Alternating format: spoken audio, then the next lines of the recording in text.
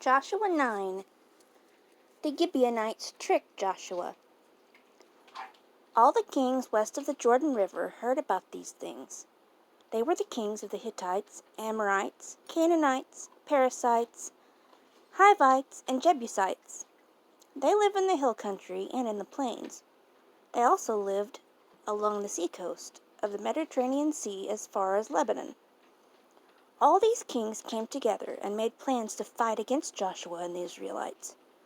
The people from the city of Gibeon heard about the way Joshua had defeated Jericho and Ai, so they decided to try to trick the Israelites. This was their plan. They gathered together old wineskins that were cracked and broken.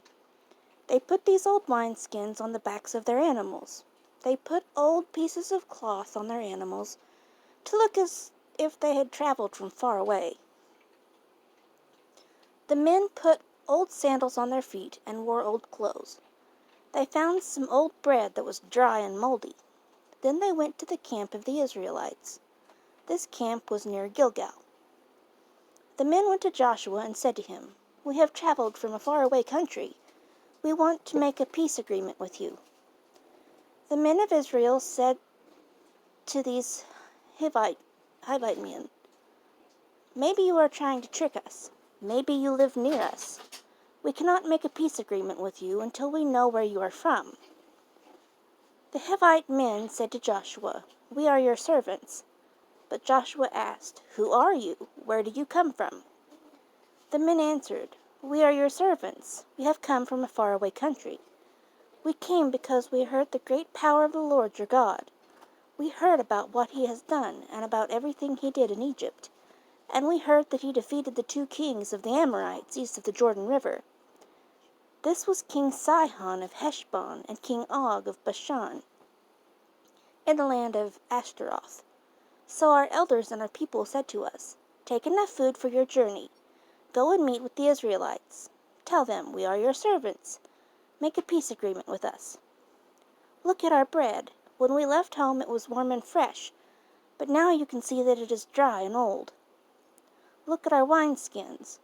When we left home they were new and filled with wine, but now you can see that they are cracked and old. Look at our clothes and sandals. You can see that the long journey has almost destroyed the things we wear.' The men of Israel wanted to know if these men were telling the truth, so they tasted the bread, but they did not ask the Lord what they should do. Joshua agreed to make a peace with them. He agreed to let them live. The leaders of Israel agreed with this promise to Joshua.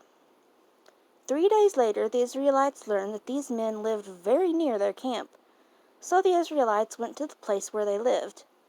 On the 3rd day, the Israelites came to the cities of Gibeon, Kephirah, Beeroth, and Kiriath Jearim.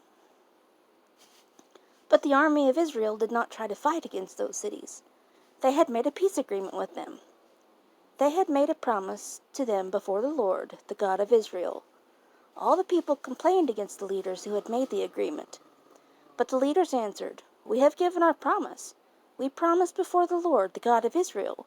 We cannot fight against them now. This is what we must do. We must let them live. We cannot hurt them, or God will be angry with us because we broke the promise we made to them. So let them live, but they will be our servants. They will cut wood for us and carry water for all our people." So the leaders did not break their promise of peace to them. Joshua called the Gibeonites together. He said, "Why did you lie to us?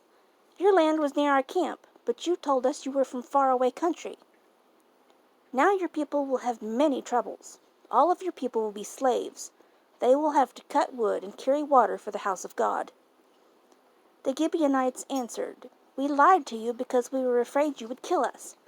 We heard that God commanded his servant Moses to give you all this land, and God told you to kill all the people who lived in this land. That is why we lied to you. Now we are your servants. You can do whatever you think is right." So the Gibeonites became slaves, and Joshua let them live. He did not allow the Israelites to kill them. He made them slaves of the Israelites. They cut wood and carried water for the Israelites and for the altar of the Lord, wherever the Lord chose it to be. there are still slaves today.